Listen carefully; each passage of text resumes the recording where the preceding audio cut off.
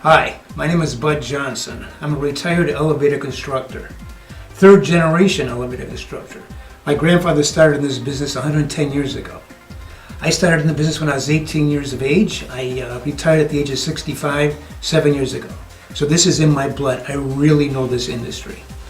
But the last half of my career, I got really interested and focused on safety and the well-being of people in the elevator business. So I've taken college courses, I've taken courses with OSHA, I've done all kinds of studies, studying the mind, studying the body.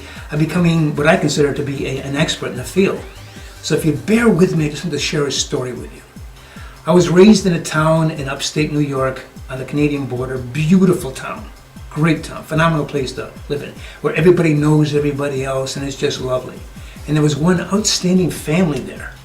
The grandfather was in the school system. The sons were both highly educated. The one son in particular kind of reminded me of Jimmy Stewart. He was one of those kind of lovable guys, and he was kind of an athletic, and had a beautiful wife and a lovely child, lovely boy. And one day he was out mowing the lawn. He was waiting for an important phone call, but he's mowing the lawn with a walk-behind motor. And the phone rang. He runs inside. He's answering the phone. He's talking on the phone. Suddenly he hears screaming. Horrendous, horrible screaming like he's never heard before in his life. And his entire life changed. He ran outside, and there is his 4-year-old son screaming with his hands like this. The fingers are off of both hands. He's got the thumbs, the fingers are off both hands. His wife is screaming. I can only imagine what he saw when he looked at the lawnmower, what was there of his son. Boy was in horrible pain. They took the boy to the hospital. It was just hell. It just changed everything. Christmas was no longer about what you're going to get, but whether or not you could open the gifts. And what do you give a boy like this? You're going to give him a baseball and a glove, a football, a bow, a gun, what? So everything completely changed as the boy's going through school. Instead of playing sports with his dad, playing catch, because his father was rather athletic, it was how to tie a pencil on your hand, how to write, okay? How to do little things, how to tie your shoes. I mean, their whole life changed. Now, the father, who I had known quite a long time, was always happy-go-lucky. I never, ever saw him smile again in his life. Never saw him. In fact, he died relatively young. He was about 30 when he died of a couple terminal diseases, which there was no history in his family of having these diseases. He had two of them. He died in pain. I still think to this day he killed himself mentally because he hated what he had done to his son, which he saw all the time.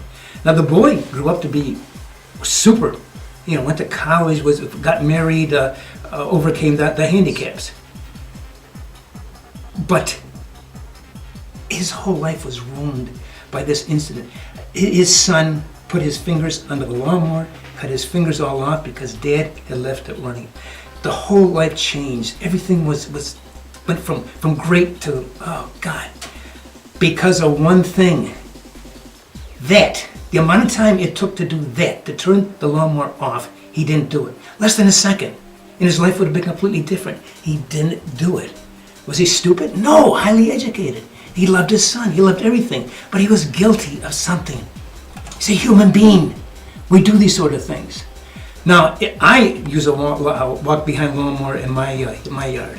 This couldn't happen to me because there's a cutoff device. If I let go of the lawnmower shuts off.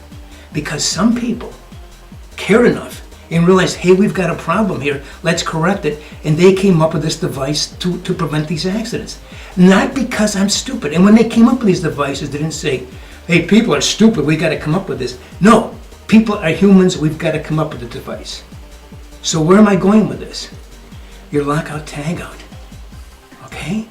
Your safety shoes, your goggles, your hard hats. You're not giving these because you're stupid. You're giving these because you're human. And humans need to protect themselves from being human. So hold the mindset, okay? That this is something that nobody is putting you down. People care enough about you to give you these things. I have one more point before I leave this, okay? This incident I've just talked about happened at home. And there's one thing that I've really got a problem with, and that is you drive by these factories and you see these signs up, work safely today, and people say, first thing in the morning, do a job hazard analysis. What about the rest of the day? Okay? You've got to be safety constant. It's got to be a frame of mind. Now, I've studied many things. There are little tricks and little ways to handle the mind to overcome these problems. And we're going to make a few more of these videos to explain these to you. But please keep in mind, be safe for yourself and be safe all the time.